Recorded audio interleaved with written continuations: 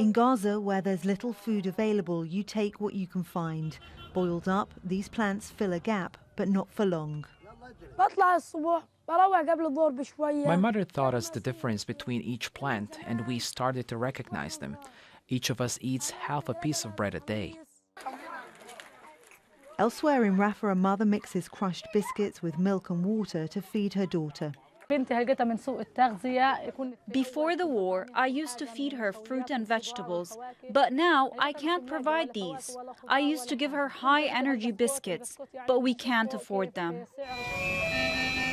Doctors at the neonatal intensive care unit at Emirati Hospital say an increasing number of babies are dying because of acute malnutrition. Most are born with breathing problems, so we place them in incubators until they gain the proper weight, and then they're discharged. Unfortunately, after 5 days or a week, the baby returns in a bad condition. Many of them have died. The global body monitoring famine, the IPC, says Phase 5 on its scale is the most severe and is classified as famine. It occurs when at least 20% of the population is facing an extreme lack of food, 30% of children are suffering from acute malnutrition, and 2 people in 10,000 are dying each day due to starvation. The IPC warns famine is imminent in northern Gaza and could occur any time between now and May.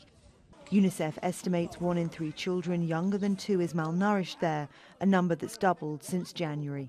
The doctors are reporting that they no longer see normal-sized baby. What they do see, though, tragically, is more stillborn births, more stillborn babies and more neonatal deaths, caused in part by again, the malnutrition, dehydration and the complications. The UN says the catastrophic levels of hunger demand the immediate opening of more channels to deliver assistance. So far, only a fraction of what's needed to stop people starving has arrived. The Gaza Strip is dying slowly, if not from the missiles, then from hunger. If not from hunger, then from dehydration. Palestinians hope the IPC's warning will improve conditions on the ground. For the time being, and until much more aid arrives, hundreds of thousands of people are facing the possibility of starvation. Victoria Gatenby, Al Jazeera. UN Secretary-General Antonio Guterres has commented on the report by the global body monitoring famine. He said the hunger crisis in Gaza is entirely man-made. This is the highest number of people facing catastrophic hunger ever recorded by the Integrated Food Security Classification System, anywhere, anytime. This is an entirely man-made disaster, and the report makes clear that it can be halted. Today's report is Exhibit A for the need for an immediate humanitarian ceasefire. I call on the Israeli authorities to ensure complete and unfettered access for humanitarian goods throughout Gaza, and for the international community to fully support our humanitarian efforts. Meanwhile, the head of the United Nations Relief and Works Agency underscored the urgency of getting food into Gaza. Philippe Lazzarini also revealed that even as he works to help feed desperate Palestinians, he himself has been denied entry to Gaza when he tried to cross into Rafah earlier on Monday.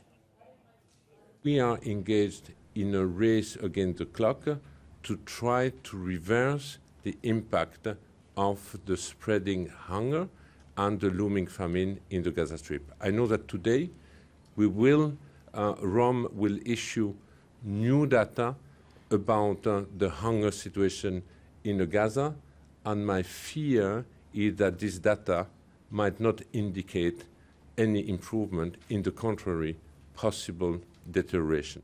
I intended to go to Rafah today, but I have been informed an hour ago that my entry into Rafah is declined.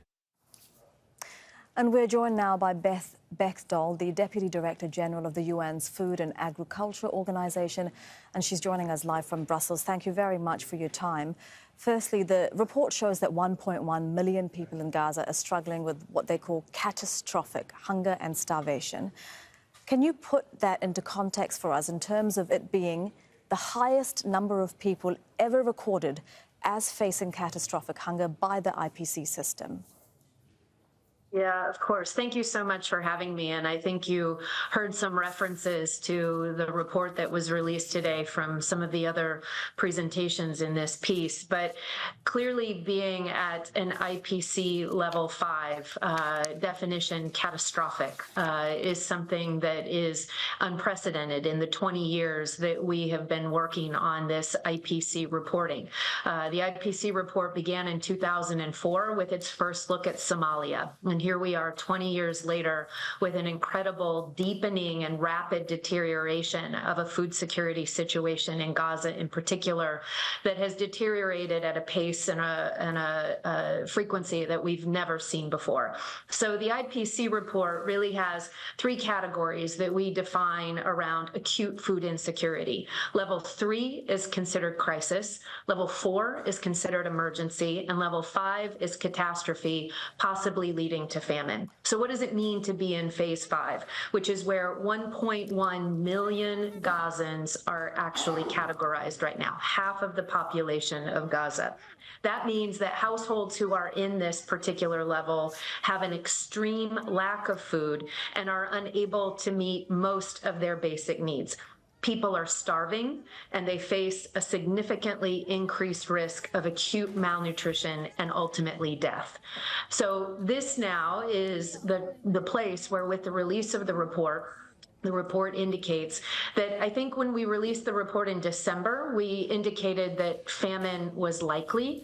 This now puts us into a position, whereas the report indicates famine is imminent. And the World Food Programme director has said that if we wait until famine has been declared, that it is too late and that thousands more will be dead. I mean, that could not be a more stark warning, could it?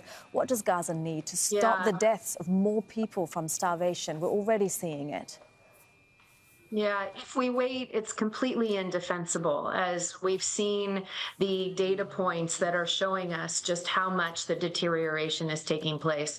I couldn't agree more with some of the other commentators. You absolutely need, first, a cessation of the hostilities and the conflict itself, but even within that, the need for an immediate humanitarian ceasefire. Humanitarian access needs to be provided, and it needs to come through border crossings. It needs to come by land.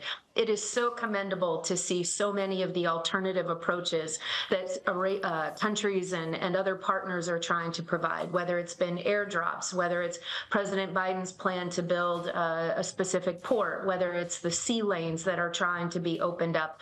But even with those types of approaches, those alternatives, it just cannot meet the supply that's needed in order to actually bring these numbers back down.